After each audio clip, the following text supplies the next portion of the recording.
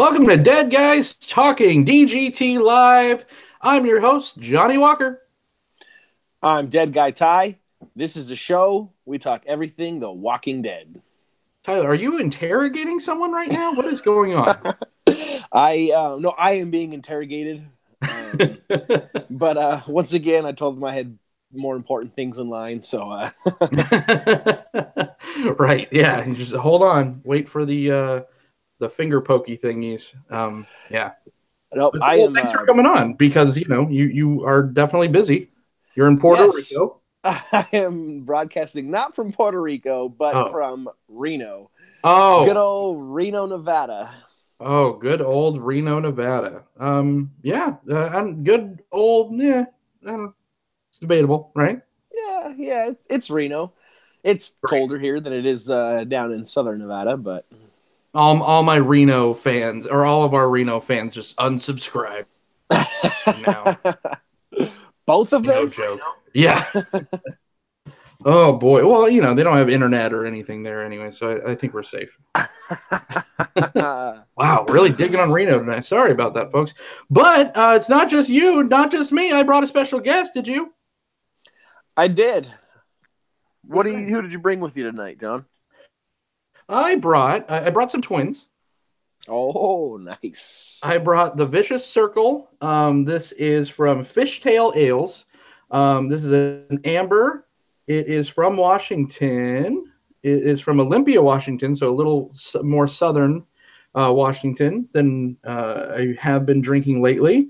I got hooked up from my buddy Christian at Northwest Beverage, so thanks for sampling these out. It looks like a young lady that's sitting on a surfboard with a bunch of sharks circling her. But, I mean, to me, it just kind of looks like she kind of let out a bloody fart. And it looks like it hit that shark. So I think I'm more worried about the shark than I am the woman in this picture. She looks like she's in a dangerous situation there, John. Indeed. A situation. A situation. You're already speaking Puerto Rican. And who did you bring with you today, sir? Well, I have a special guest. It's unfortunately it's not a new special guest, but I guess new to this show. But it's a guest I've experienced before. Okay. I ran rating and pending. I ran straight from a meeting here to the house that the company has up here in Reno, and so I didn't get a chance to go and buy some beers. I just have what is in the fridge, and this is Lost Coast Tangerine Wheat. Oh, okay. I think I've had that before. I've had it before. I've logged it before, but it was like over 2 years ago that I've drank it. So I guess it'll be somewhat of a review. But I mean, I remember it being a light, like citrusy, easy drinker. It's only 5.5% ABV. So, but hey, we'll give it a shot and see if it still tastes all right. Give it the old whirl. All right. Well, I already pre-poured. I'm drinking out of Mr. Rick Grimes, as usual. I don't think that you probably could have gotten Daryl through customs, right? Yeah. Well, through customs. I could have probably, but I didn't think about it. So I'm just drinking straight out of the bottle like we do up here in northern Nevada. Brilliant! Straight from the bottle! Okay. Yeah, I'm going to tear into this bad boy.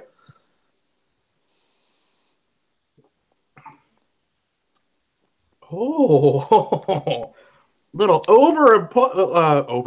overachiever. And spoiler alert, I did pre-party a little bit before we came online. I told Tyler I was drinking the rosé with the wifey, so this might be a real fun show, guys and gals. I don't know what the ABV is, but it's made with shark blood, so it's good. Good shit. More later. Is that like you remember it, sir?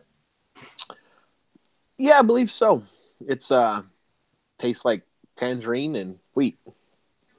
Hey, what more can you ask for? At least it's not false advertising. So we are here, Deadheads, to discuss not just our beers and not just Tyler being abroad, but we are also here to talk The Walking Dead. This one is for Season 8, Episode 11, Dead or Alive Beach Volleyball. So this one was okay. Okay, so last episode or last episode I believe was probably the best episode of the season. I don't know if you agree with me or not, but a lot of people, I just heard out there that they liked it quite a bit. I loved the episode. I thought it was great. I thought, there were some weak spots. Oceanside, I'm looking at all of you, but it had some great things, great memorable things, and that's to me what was the best thing about it is it was memorable. I was thinking about that episode long after I shut it off. And this episode I just watched a couple hours ago, and I forgot a lot about this one already. So just what were your initial thoughts on Dead or Alive? Or My thoughts are what the fuck. Nice. This episode, they just shit the bed on. Mm. This episode sucked. And I'm usually the apologist. I'm usually like, well, John, don't be so harsh.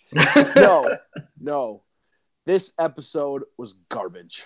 Oh man. The deadheads are going to be knocking down your tropical door looking for you because holy shit. Oh, that's some strong words. Okay. All right. So let's dig into it as we do just a little bit. It starts off with, oh man, I don't even remember like the start off. This was definitely it was a Father Gabriel, Dr. Carson had that going on, and then at the same time, it had everything at Hilltop with Maggie, and then we had some stuff with Negan. So let's just kind of start with Father Gabriel and Carson. So this was and then of course the rest of the group. It was basically chronicling the journey from Alexandria to the Hilltop for people like Daryl, Rosita, Judith, all of them, and Tara and Dwight. So I guess we could start there. Let's start there. So they get to a point in the woods, and they're just kind of flying under the radar. Which this was. I was just like, okay, how are they going to do this, and how are they doing it so well? Because of how it all kind of went down. The season 6 finale, where the Saviors had all the roadblocks, the whole thing mapped out from Alexandria to the Hilltop. They had everything figured out. So I'm like, there's no way, and they were in a car, and I'm like, there's no way that they're traveling with a child or children and all this stuff and able to get there so fast. But I did like that they pointed out that's kind of what Dwight was kind of hurting them too. So having an inside man, he kind of showed the routes and whatnot. What did you think about this section of the episode? So that was, I guess, the parts that weren't so bad throughout the body of this episode was the Saviors traveling to Alexandria. I thought there was some good parts in it. I really liked the whole Dwight, dynamic that's going on right now, and the struggles that Tara's going through. Because regardless of what war you're in and who you're fighting and whose side you're on, it would be really hard not to, cut someone's throat that, killed your spouse, your boyfriend, girlfriend, whoever. And, that's real, I mean, it would, it wouldn't be something so easy to forgive, which I kind of thought was going to be the route that they were going to take. And I'm just like, no, how would you do that? Like, he shot your girlfriend in the eye with an arrow. Sure. So, I like that, but I like how Dwight did, guide them through the swamps and the reaction when, it's too dangerous for the Saviors, but you want us to go there. But, and it just shows, and we've kind of mentioned it a few times, on this show, that people are more dangerous in this world than the zombies. Yeah, absolutely. And I like how Daryl took point, and Daryl really showed some, because, which is kind of kind of conflicting with where they've taken his character so far this season, because this season they've painted Daryl as more of a loose cannon, this person that is just violence first, and maybe that the failed attempt to break into the sanctuary humbled him a bit, or the fight with Rick humbled him a bit, maybe Carl's death humbled him a bit, but it was just such a switch in character for Daryl, where he literally went from this kind of rabid dog just wanting revenge, and on the same level as Tara wanting to kill Dwight ASAP, to now he's leading this group. So that was a little bit disjointing to me. Rosita, the same thing. Rosita is I mean, you literally put all the loose cannons in this little group, in this travel group. Rosita, was ready to die. She's the one that tried to shoot Negan with the makeshift bullet and wound up getting not Denise, but the other lady killed. But these two have their shit together. They're traveling through. Tara, it was the return of the Tara episode. I was like, okay, this might, like, what is Tara's purpose at this point in time? I know she's a plot device. I know I feel that it's going to be how it's going to turn out, and this is kind of going into spec. This is just how I feel. I feel that Dwight is going to be integrated into the group, and I think Tara is going to be taking the bullet sooner than later. It's just like she was just so. And I get what you're saying, and I really did try to do that, and I really did try to put myself in that situation. What if this person killed my significant other, unfortunately, and now I have to travel with them? I get that, but he is the person he's the cheat code right now. He's keeping you alive, and he even knows. He even says, I know what the outcome is when all this is over. I just really want to see Negan dead. So why can't you just kind of put your Tara-isms aside to let that happen? Yeah, I'm taking Tara's side though, man. I mean, just imagine looking in the eyes of somebody who killed your significant other, man. I mean, I just imagine looking in the eyes of someone who just laid their hands on your significant other, let alone took their life. I wouldn't be able to be within 10 feet of that person without stabbing him straight in the throat.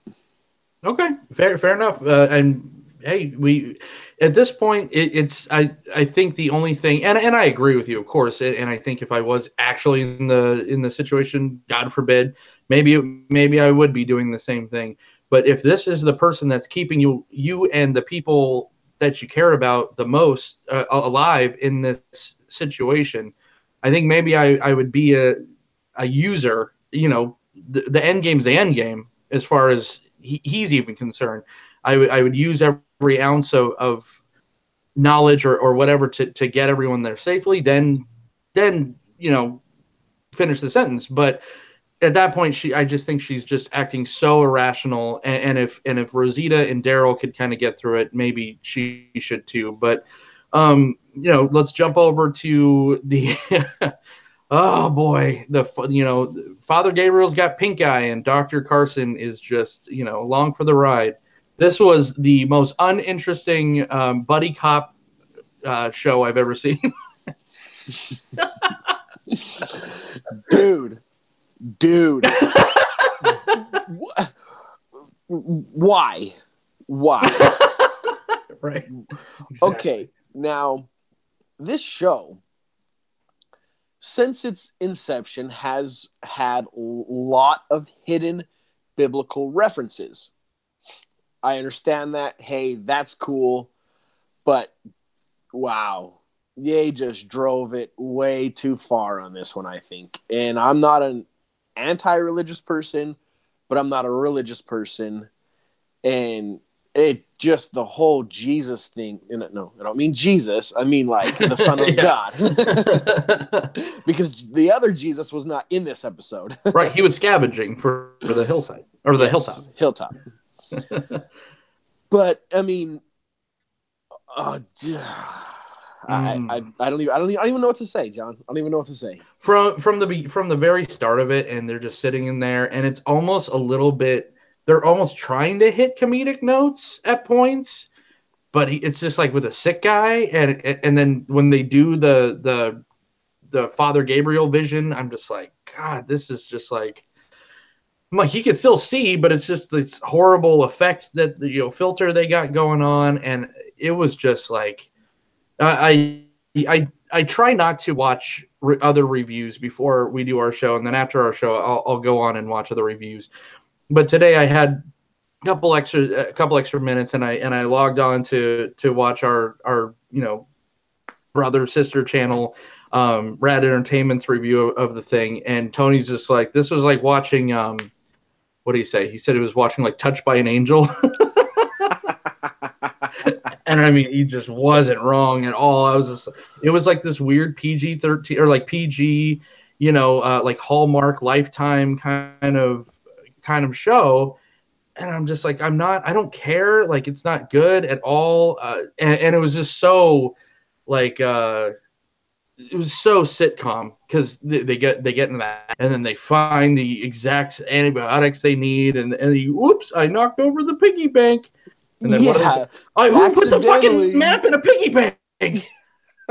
Yeah, who puts a map and keys to a vehicle in a damn piggy bank?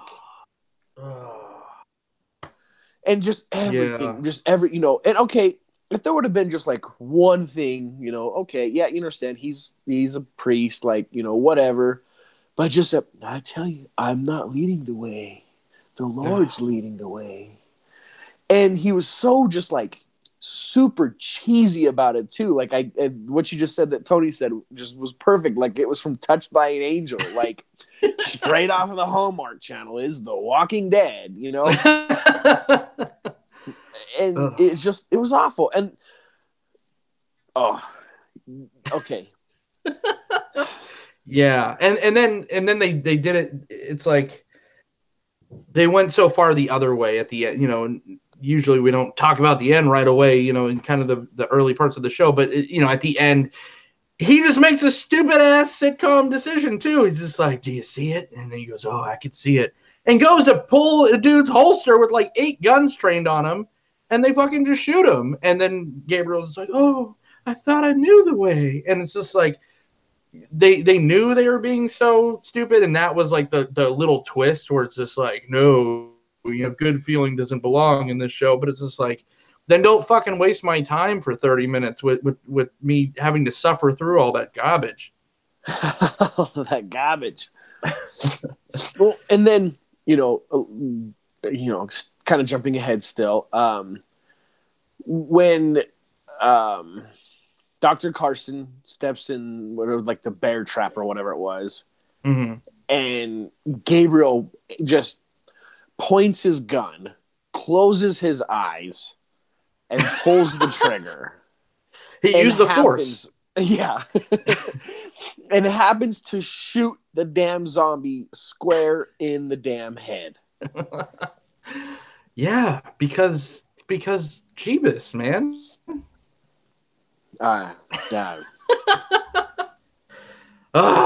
Yeah. Okay. It was bad. It was bad. I thought they could have gone a lot different routes, and I think we'll get to that whole wrap up and predictions and stuff for next couple episodes with that. But it was bad, and it dragged on. Now there was a little bit of things that I did like about this particular episode, and that was kind of everything at the hilltop. I did like that Maggie now has to ration and all this stuff, and I liked she was the Kingdom Lieutenant. I don't remember her name. Mm-hmm. She's the one that shot her sister. Yeah. She's the one that capped the bitch. Yeah, that's the one. My favorite.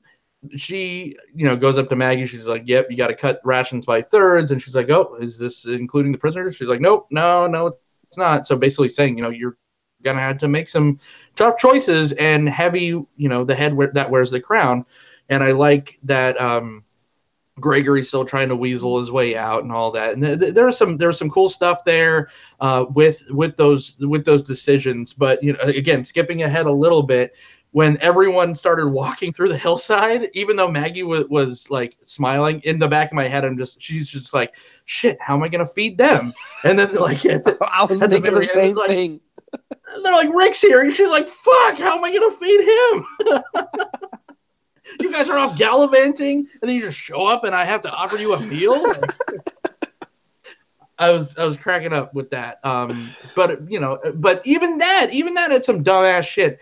And we'll get to the Morgan Carroll little serial killer boy in a minute. But I'm talking about with the one good savior trying to get like workout time, and he just wants out of the pen. I'm just like, oh, yeah, dumb. Yeah, like give it up, dude. But I do agree. I do agree with you that the hilltop stuff was some of the best stuff, in this entire episode was stuff at the hilltop. And everybody just seems to be kind of just peacefully just working along, just getting ready, just preparing for what they know is coming. And I don't know, it just kind of seemed like everybody just kind of knew their role, and everyone was just kind of moving like a well-oiled machine. Like, I just really love Maggie's character and where it's evolving. Absolutely. What did you feel about the Walker effects in this one? Mostly with the swamp zombies. Nothing that stood out to me, to be honest. Yeah. One way or the other. It did. It just seemed a little. I mean, there was some cool effects, but I remember going back to, I think it was season 7 or season 6 when Rick was trying to get over to that house, which I guess turned out to be like the entrance to the junkyard, and there was like that moat of walkers. I thought, I know they walkers in water pretty good, and they just looked kind of, I don't know, they just looked like they were wearing too much makeup. It just looked really fake in this episode, and even the ones with when Carson was caught in the bear trap, they just looked like the effects and the makeup. It just looked too like caked on, like too bulgy. I don't know. It was just something about this episode and the Walker effects that were just really stressing me out. Yeah, I guess. Like I said, it didn't stand out to me at the time, but yeah, now it seemed like Halloween, like caked on Halloween paint, like kind of flaky, kind of painted on, and just kind of, yeah, it didn't stand out to me at the time. I think because I was just so pissed off at the episode that the Walker effects I didn't even pay attention to. And the one interesting thing with the Dwight and Tara thing, because ultimately right up to the end, Tara was going to, and she did shoot Adam, she missed because she's Tara. But when they were together in the little bush, he did save her life by jumping out to see the saviors that were kind of around the area. He saved everyone, and it showed that he's back where Negan is. He's back in the sanctuary. So how do you think that this is going to play out? Say that again. So it shows that, like, towards the end of the episode, Dwight walks up in the sanctuary when Negan's making his gut speech. How do you think this is going to play out? I don't know. I actually made a note to ask you what you thought about the whole Dwight thing, because and as much as I hate Dwight, man, I love what they're doing with his character. I mean, you don't know which way what's going and what is going on with him. To me, I guess it seems like he's gonna get back in with the Saviors and play spy for the survivors. Yeah, I mean, at this point, what's his motivation to really stick it out? I know it's kind of the same motivation that Tara has to kill him. He thinks that Negan, which he is the reason why everything went down with Sherry, with, obviously revenge for his face, his family, all this stuff. So there is that drive that Tara has to kill Dwight. He has the same thing to kill Negan. So yeah, I don't by any means think he's back on the Saviors team, on Negan's team or anything like that. But it is interesting to see, because I don't know, I couldn't remember. Was there anyone any other savior that survived that saw Dwight make the betrayal? No, it was just that, and I can't remember her name right now, but that one chick, and I guess she died. So Yeah, but I love that whole scene where the saviors are walking and Dwight and Tara, come. As much, excuse me, as I know you hate Tara, and but I thought, what's her name, Alana Masterson. Alana Masterson. I thought she did a great job at this part, like giving Dwight this look, like I will fucking shoot you. Yeah, And which she was going to do anyways. Right. And then he, jumps out in kind of retreat, like, hey, guys, you caught me. And then they're like, oh, Dwight, like, come lead us, take us back, And then he just kind of, once he realizes that, he's just like, oh, and kind of gives this story and leads them away the way, I was just through that swamp. You guys, you don't even want to go back there. And then just grabs dude's gun and starts walking like, it's this way, come this way. And they just start following him. I thought that was awesome. I did too. And I completely agree with you. I really like what he's doing and where they're going with this character, because it is one of the shining points, between him and Maggie. That was your shining points of this episode, and the best performances for sure. I am intrigued to see what happens with Dwight. I'm not intrigued as opposed to someone like Tara, where it's just like, just tell me the episode where she dies and I'll wear that shit out. But, with Dwight, it's just like, I'm really intrigued where they're going to go. I hope they don't, and you and I have said this since the beginning of this show. The world's not big enough for two archers. And I even like well, if you just let me, use your crossbow. No. Yeah. Daryl just shut that shit down. Just, well, you can't. No exceptions. Yeah. Yeah, that was great. Yeah, and then let's talk a little bit about, the Carol and Morgan thing. It was like I think Morgan, did the right thing by lying to the kid, basically. Or did he? Does this spell that, that kid now feels self-fulfilled? He feels like he's exacted his revenge on Gavin because he thinks that that's the person that is responsible for the death of his brother, and it was not. It was Shit Rat. So do you think that spells doom for this kid, because now he's, if he still had this killer instinct, and he knew that his brother's killer was out there and living and right in front of him, maybe that would harden him a little bit. And like Morgan said, he's not going to die because he's I forget the exact thing, but he's ready for this or something like that. Yeah, it was I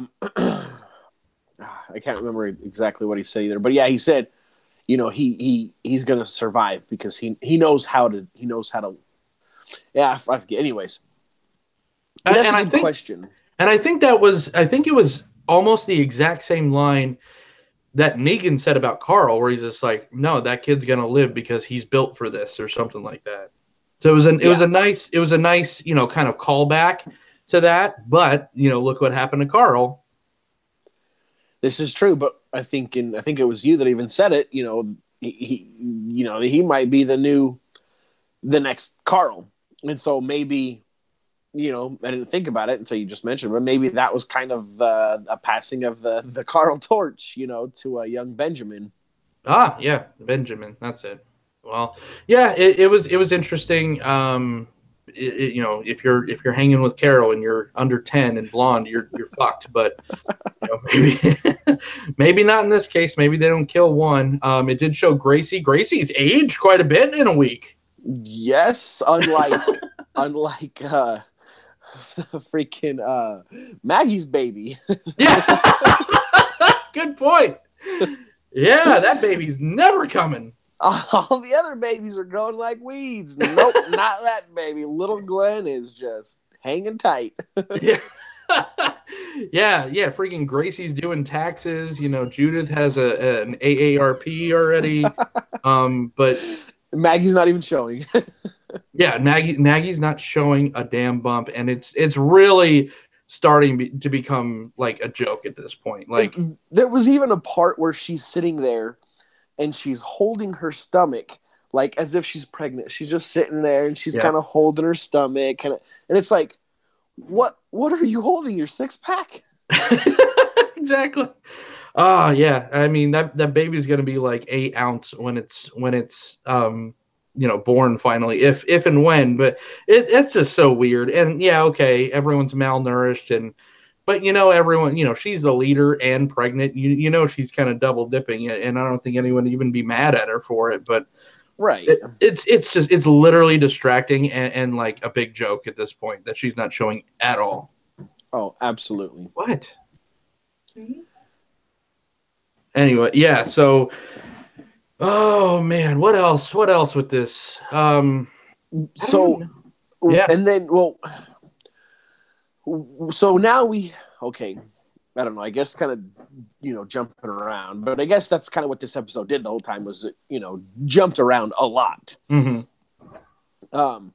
But we go to the arrival at the hilltop, which in my opinion was the number one best part of the entire episode, was when they arrived to the hilltop, when Daryl and crew arrived, and then Enid, and I don't know that actress's name, but I don't either. Her reaction was it was great. But what I didn't like was Carol was just like, oh, that sucks. And that was it. Like, Carol's known this kid since he was 2 feet tall. Yeah. But you never know what Carol you're getting. But at this point, she seems to be again more on the weird soft side of Carol, which is a little bit confusing too. Where I was just like, she's just like, oh, he's a young boy and he's already done so much. He's going to be so damaged. But it's just like, wait a minute. What's going on? You lost your daughter to just being a little kid. You had to shoot one of them. You had to put one kid down. One of your adopted daughters. Yeah, and you watch the other one that you were caring for die before your eyes because he was such a little pussy. So it's just like you would think that at this point Carol would just kind of know what the world is and not. It did kind of confuse me, her comment of just like, oh, he's so young and he already did so much and he's going to be so damaged. It's like, look what's going on around you. This is true. But that also does bring the point that, yeah, she's already been hardened. She's already lost her daughter, numerous kind of adopted kids that she's kind of taken under her wing. So, yeah, I guess she's already hardened. I just expected more of a reaction from her because, her and Carl have, a long history. Yep, and let's just there's some other topics I want to talk about after this episode. So just let's go right to the meat and potatoes, so to speak. Eugene is now making bullets for the saviors, not the survivors. That was kind of a good scene. I like that scene quite a bit, where Negan's kind of telling him, oh, you're going to have, this girl and this, and you're going to have wine and we're going to set you up. And really all he wants is just a waitress. Yeah. To take an egg order. I thought that was pretty funny. And then he wants everyone to, be safe and wear hard hats, referencing the picture on the wall that was from before. Yeah. That was a nice touch. So he's still very much, it kind of gets old after a while of the trembling lip, glassy-eyed, just like shaking in fear, Eugene. So it's good to see every once in a while them kind of let Josh McDermott be Josh McDermott and be funny. Yeah, no, absolutely. I thought a lot of the Eugene parts in this episode was also one of the better parts. Him and Negan's conversation where Negan's telling him, you're going to have your own outpost, and talking about, Dr. Carson and Gabriel, and, the sternness that Negan just, commands. And I know, you have your thoughts and feelings about Negan's character, but I freaking love Negan's character. And, but I thought that was great. And then, the whole safety thing, coming from my industry, hey, you can't be on the floor without safety glasses, everything. I freaking loved it, man. I thought it was awesome. Yeah, it was awesome, but it did show because Negan it kind of set up like this false tension because when the first time when Negan and Eugene were talking, Negan's just like, "Oh, we're gonna get Carson and we're gonna get that creepy father and we're gonna get him back here and I'm gonna find out what happened one way or another." And he just like bought it like so easy. They came back. He's like, "Yep, Carson did it. Here's your guy. Make bullets." Yeah, I knew it. Yeah, I'm just like, what? Like before when people just disagreed with Negan, they would get an iron to the face. Father Gabriel got a job. This is true. He got an immediate line position too. He's not even sweeping floors. Like, yeah, he's like a union employee. He's making fair wage. Right? Yeah, that was a little bizarre, but after that, whatever. After that, yeah, and that's what I was kind of building up earlier with the direction and kind of the plot devices, because obviously, the big misdirection, like the big ooh, here's the twist. It's not touched by an angel, but it is this crazy thing, and Carson does die.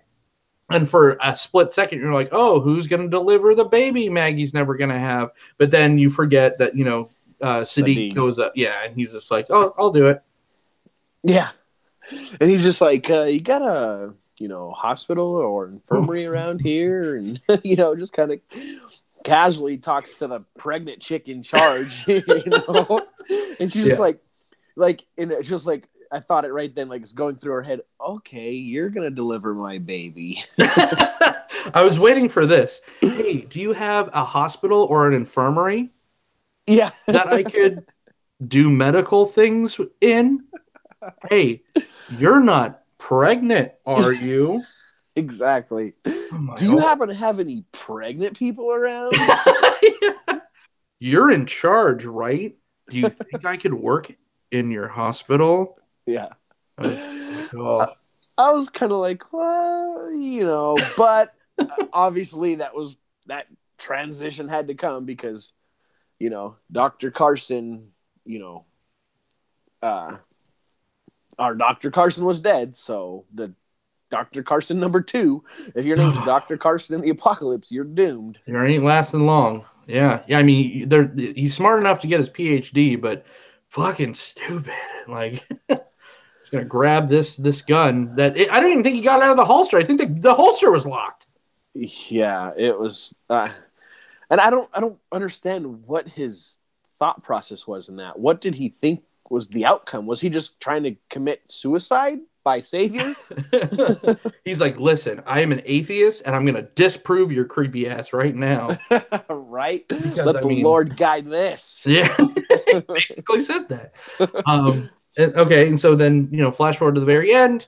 Negan is setting up, and I know you're not caught up. You might be caught up at this point, at this level for, of this part of the all-out war in the comics. But Negan, he got the aha moment from Eugene, which I like how he so eloquently stated. He's like, "We did get a flower out of this pile of shit." Yeah, that's how I felt about the episode. But he got the idea. Even his epiphany, he did the TV show Epiphany face. Oh, light bulb. Yeah, exactly. I'm like, oh my god. He came out, or he's gonna smear guts on the weapons and have a little chemical warfare. So I didn't hate that part. I actually liked that part quite a bit. I liked his speech, and I like that they're doing that because that is ripped straight from the comic book. Yeah, and I'm not caught up. I've held off on the comics and Walking Bread and everything until I'm going to wait until this season is over, and then I'm going to go back on the Walking Bread and start catching back up on the comics. But I've heard this theory before, what happens, and I love that they thought of it, but it just makes me wonder, why didn't they think of this sooner? Like, they've done the guts trick, in a different way to protect themselves. Mm-hmm. Why didn't they think about using the guts trick as a attack, not just as a defense? because TV show, but second because he was calling back to what it just did to Father Gabriel. So that was his little aha moment. I get it. It's just like, oh, and like you said, I think that's pretty much it, and that's the reason is because everyone thought of it as just kind of a defense against the Walkers, and now they're going to use it offensively. Yeah, whatever. It's kind of lazy storytelling, but I'll swallow this pill. But yeah, it's cool. So that's what we're gonna do, and this is really drumming up now. And I think he said at the end tomorrow is going to be a big day, right? So I mean, we're looking at actually knocking on the door, even though it's going to be different from the comic book where they're going to go to Hilltop instead of Alexandria. So it is kind of exciting. I didn't see any previews for next week or anything, so I don't know. This is all just kind of speculation. Did you watch any preview? I didn't. I haven't had a chance to watch any previews. Like I said, I just watched the show damn near at midnight last night, and then today I had to jump on an airplane and everything. So I haven't watched any previews, anything. So I don't know what to expect. Yeah, taking a 7 hour from Vegas to Puerto Rico. I mean that's commendable. That shows your true dedication to this show. That's true, and I still pulled up the iPad and I'm recording. Yeah, so that's the episode. Let's just get the rating out of the way, so we could bring up some other stuff real quick. But oh man, this was if last week's episode was the best episode of the season, is it safe to say this was the worst? I think so. I'm gonna give this one a 1.7 out of 5. Oh yeah, it's definitely safe to say this is the worst episode of the season. One of the worst, if not the worst, episodes of the show. Period. This episode just stunk. It was just bad. How do we even put lipstick on this pig? It was garbage. I guess just because of some of the cool moments. There was like I said, the Enid reaction, some of the Negan and Eugene conversations, the Dwight thing, I was liking. I guess I got to give it something, so I don't know, 1.5? Oh, man, that is your lowest score. This has become your whatever that episode was that I love so much, the initial Yes. Oceanside, Yes, the Terra episode for me. This is this for you now. yes, absolutely. It was garbage. I mean, usually on The Walking Dead, I end it with like at least there's like some excitement. There's some even on the kind of slower drawn out ones, and I finish this episode and I'm like, what the fuck? Yeah. Nothing happened. Nothing happened in this episode. They got it was a complete filler episode. Oh, complete. Just Carson died, but that was stupid. Like if that was Carson's arc, that's what you were building up to, just to make Sadiq more of a prominent thing. I mean, like just you killed him off earlier then, because it was just garbage. It was hot garbage. Yes, it was hot, stinky garbage. Hot, stinky garbage. So there you go. That is Dead or Alive Beach Volleyball episode 11. So I hope episode 12 is better. So the other thing I want to talk about during the week, there was some images released and some short previews released for the upcoming Fear the Walking Dead season 4 coming out. And man, am I happy that they're not even gonna wait. As soon as Walking Dead ends, they're picking. I think it's that night, literally that night, Fear starts. And oh my God, like this just looks so good. Did you see any of these images or any of these videos yet? Yeah, well, there was, during the commercial breaks, which I fast forward through, but I saw a couple times for The Walking Dead, so I stopped and I watched. But I mean, they're not even like commercials; they're just little teaser scenes. But right. Oh yeah, they look good. Now there was one. Oh, and I forgot what she said. But Now, what the hell's the main character? Madison. Oh, Madison. yeah. Oh, I I wanted know. to call her Madeline, but it's like, no, that's wrong. That's a cookie. I know, but I don't know. Maybe she's a cookie. It is a delicious cookie, especially if they're chocolate dipped. They're shaped like seashells. Tell us more, Betty Crocker. Fucking Martha Stewart. Yeah, hey, it's a butter cookie. You find them at Starbucks. They are usually in packs of 3. They're very buttery, very smooth, very chewy, never crunchy. And then now you could get them chocolate dipped. Wow, John. That was like a fucking I hope they're paying you for this. The Madelines are not paying me. Just with their buttery goodness, but not monetarily. Oh, well, anyways. Any other cookies you want to know about?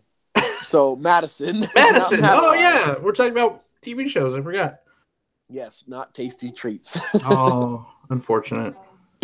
But I don't remember what it was she said, but like, I don't know. I just remember it being like kind of badass. I was like, yeah, it's like it's ours now, or this is where we stay, or something like that. Yeah, some shit like that. Yeah, some shit like that. And then one of Morgan, and he's just like with a purpose, just walking down the road, just like trekking, like with like a pissed off mission.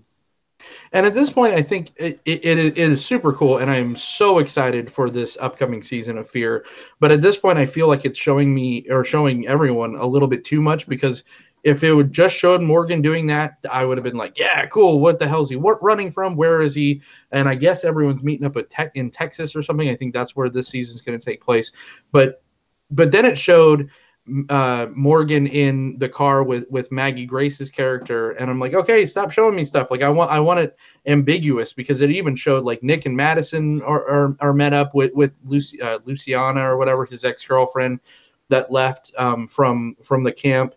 So at this point, I'm just like, okay, it's coming. I don't need to see any more. But what they did show, I'm so fucking pumped for this season. I saw still images of some of the walkers. There's this one image of Madison in this like in the sewer or water, and it has Jenna Elfman's on the show now, and Jenna Elfman's like next to her, and the walkers look fantastic in water. Water walkers. Shit. That's hard to say. Look really cool in that image, and because in Fear, I felt like, talk about, like you said, Halloween costuming. That's how I felt like Fear zombies kind of have looked on this show before. And I think the whole angle was, it was set in the past. So this is kind of when the zombies are newer and fresher. So, it just literally was like discoloration makeup. But now they're full on and they look like so good. They have that cowboy guy. I think his name is John or something. Mm-hmm. He looks super, super interesting. Of course you think his name is John. Well, I know his name is John, but of course it's interesting because his name is John. But yeah, I mean, you have a gunslinger running around. It's just, there's a lot of cool things about this, and I can't wait to see Morgan thrown in this. And another picture showed Morgan and Nick, so it's just like, save some for the premieres and the shows. It's like they're just gonna show the whole fucking season, right? In like little still images. We're gonna know what everything happens. So yeah, are you super pumped? Yeah, no, I mean I'm excited. And I'm really looking forward to seeing how Morgan's going to fit in with this group, because I mean, Morgan is so just going crazy, losing his mind, and he's just such a dynamic character. I'm just really interested to see how he's exactly going to fit in with Madison and with Nick. It's definitely going to be interesting. I'm definitely pumped. And so, am I right by saying Gimple has been the showrunner for the recording of this season? For Fear? Fear. Oh, or is that going to start the following season? I had to look that up because I think that was actually even changed because of his new position. So I don't think he's directly show running anything. Oh yeah, that's right, because he's overseeing kind of both of them, I guess. Yeah, he's like brand manager or something like that. So yeah, I have to double check to see who the showrunner is. He might have been for season 4. You might be right, and if he is, like, hey, it looks like just from the previews at least, he's doing a great job. So I mean, I'm so pumped for this show. It ended off so well, and we've talked about this. We reviewed the entire series on this channel, but like maybe the final episode was a little lackluster of last season, but the last season was just fire. It was amazing. And it's so intriguing to actually be able to see the zombie apocalypse affect other places. Yeah, absolutely, absolutely.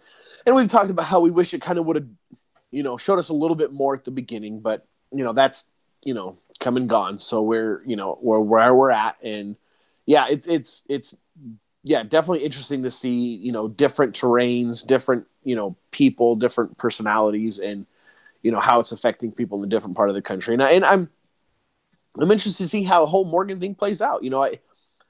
I don't know. Has it been confirmed that they are going to eventually combine both shows into the one show, or is that still just kind of speculation? It's speculation, but I think it's absolutely going to happen. I think that's the whole point. I think they're trying to absorb. And I know there's never a world where they're going to absorb Walking Dead and it's just going to be Fear the Walking Dead. But it's almost, I mean, I almost wish that they would keep both of them going, or at least Fear going, because you could only see the Hilltop set and the Alexandria set and them walking in the woods so much. Fear feels like it can move around a little bit and show you other things. And there is some storylines, especially in the comic book, that are happening right now, and I won't get too far into it, where some of the Walking Dead group are kind of traveling out and doing that. But right now, it's just they're not in a place where they could do that in the regular Walking Dead show, especially if they are going to do the whispers. And I mean, it would be really stupid if you're not, but it's just so contained to that area, that story, that group is so contained to that area. It's just hard to, I don't know. I like a little bit of variety, and I think that's why Fear is a nice compliment.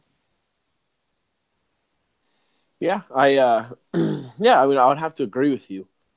And it took me a little while to get into Fear, but now that I'm into it, it's like I got into it just in time for it to kind of work its exit into the merger. But it'll still be really. I'm still really interested to see how it's going to play out. Either way. So. Yeah, absolutely. And the last thing I kind of want to touch on is we kind of there was a new episode from the ZuesTuber that just came out. I don't know if you watched it or not, but it was titled something like the Walking Dead family no more, and fans are killing the show. And he's been on our show. He's competed on the Dead Guy trivia that we've done. He kind of put you to sleep, gave you a dirt nap. I try to block that out a little bit, John. So I don't remember what you're talking about. But sorry to bring up old things. But I mean, I'm definitely, ZuesTuber, he was one of the biggest channels, still is one of the biggest Walking Dead channels on the YouTubes. Great guy, nice guy. Like I said, we spent a couple hours with him on the show.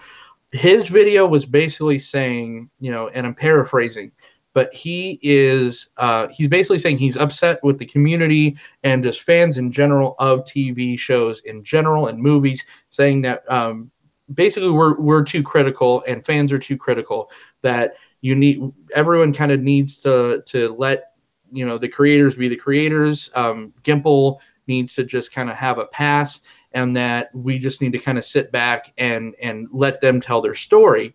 There is I mean, it's a long video. Go to the channel, check it out. And there's quite a bit on there that I do agree with, but for the most part, I didn't really agree, and I kind of want to talk about it with him, but it's anytime that you're a creative person or anytime you're putting anything out there, you have to expect criticism. And especially, major studios. This isn't a property that is made by one person. This isn't a passion project or anything like that. This is a studio and a network that made this IP because they knew it was going to make money. And they've taken it and they have source material. And you saw that, you've seen this with Game of Thrones. For those of you that watch Game of Thrones, there's the George R.R. Martin books, which the show and the books were very similar into a certain point, and then it broke away. With The Walking Dead, kind of the same thing. Now they are going completely in this crazy direction, but it's so different and so desperate feeling, that it's hard not to be critical. And I think it's kind of our rights as creators and as fans to be critical of shows like this, and especially with things that we love, right? Yeah, no, I mean, you bring up a great point. You're going to entertain people on this large of a scale. I don't care how good you are, how creative you are. There's going to be criticism, and you should expect criticism. But I do agree with ZuesTuber. As fans, these people are in the positions they are, and they're making this media, and they're entertaining people because that's what they're good at. And sometimes you may not always see the outcome. I mean, there's movies like that you get a little like, what, and then towards the end, you're just kind of like, mind fucked a little bit, and kind of like, well, now the rest of the movie was badass because I see the outcome. And sometimes I don't think that us as fans maybe let these creative minds reach their originally planned outcome because of the criticism, and because, now they have this pressure from corporations that are allowing these creative minds to put this media out because, like you said, they are going to make money.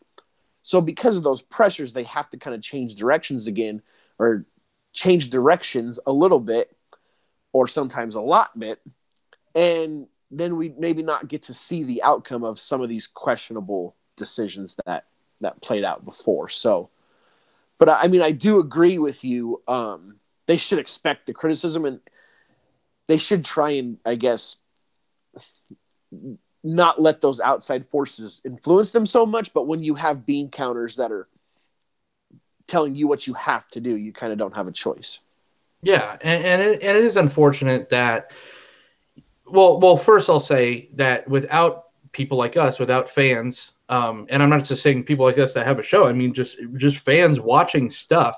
Yeah, you're not around unless there's that. So I mean, you have to. That keeps you on your toes. That keeps you honest. That keeps you not lazy to the fact of, people are going to leave if you're not telling a good story. And good, bad. That's all relative and subjective, and I understand that.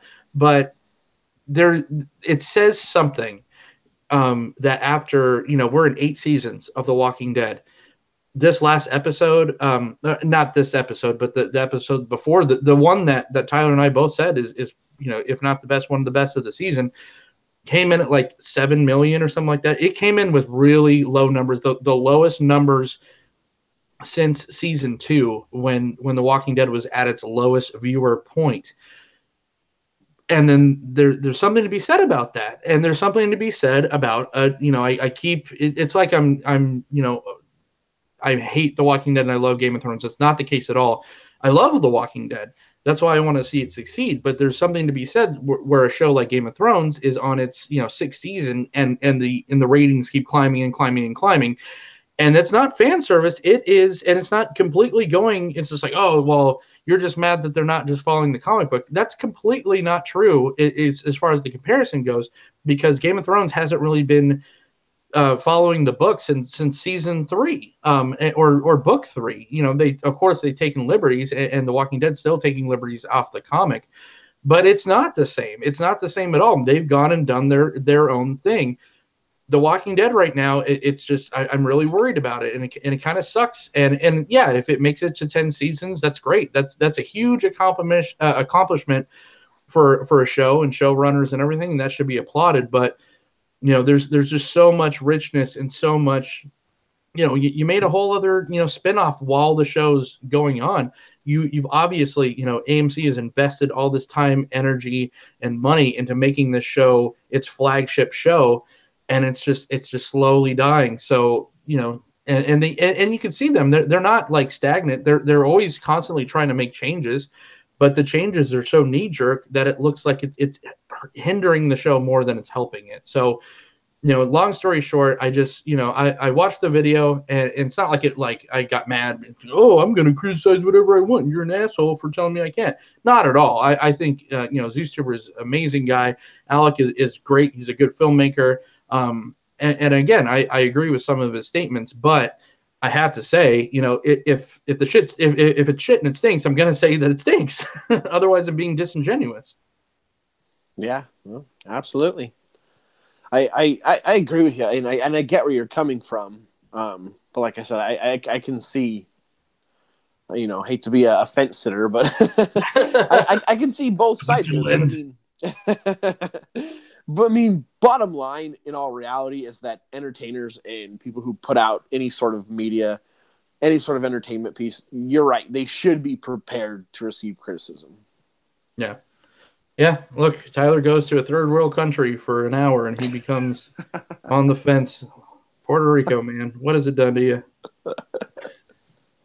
I don't know. All right, so that's pretty much it for the episode tonight. Let's talk about our special guests. Would you like to go first, sir? Sure, I don't have too much to say. Lost Coast Tangerine Wheat. Good beer. I don't know if I'd seek it out, but I mean, maybe on a hot, outdoor event, maybe I would, because it is a easy drinker, light and crisp, easy drinker, 5.5 ABV. I would rate it a 3.25.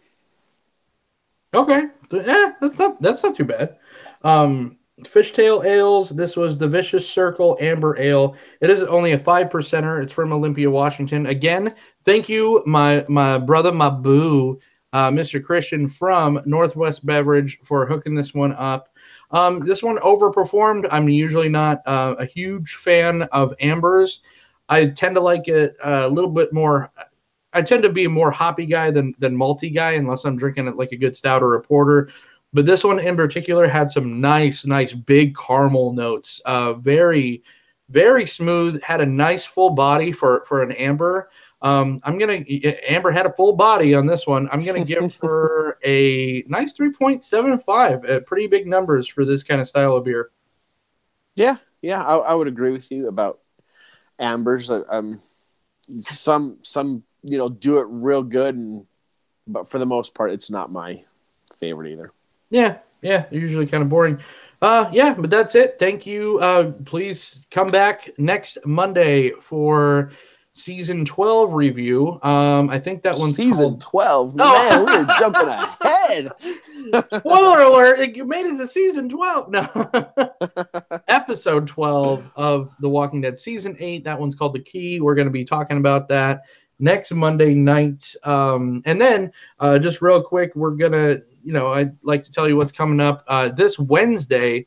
I'm doing like an afternoon show. Well, for me, it's going to be a morning show, but, schedules. On Wednesday, we're doing phase 2 of the Marvel Cinematic Universe. We're covering all 6 movies in Marvel phase 2. I'm going to be joined by our other co-host, Mr. Tony Walters, and special guest, very special guest. This is our Arturo Zarita from the A to Z or ATZ show.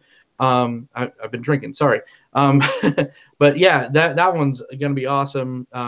It's a 10:30 start time for you Pacific Standard timers, but 1:30 on the East Coast, not too bad. But for me, it's going to be, I don't know if I'm going to drink for that one. 10:30? On a Wednesday? You pansy. All right, fine. Yeah, who are we kidding? I'm going to be drinking on that. But yeah, so yeah, 10:30 Pacific Standard Time on Wednesday for DGT Live. That's second episode in the Road to Infinity Marvel Phase 2. Talking about those with Tony and Arturo. So, am I missing anything, dude? I think that's it. I think that's it, brother. All right. Yeah, this episode ended a little bit more normal than last week. I don't know what happened. The gods, Father Gabriel's gods pulled the plug somehow. But that was it. Yeah. So that's it. Come back and watch us next week on DGT Live. For Tyler, I'm John. Spread the disease. Spread it.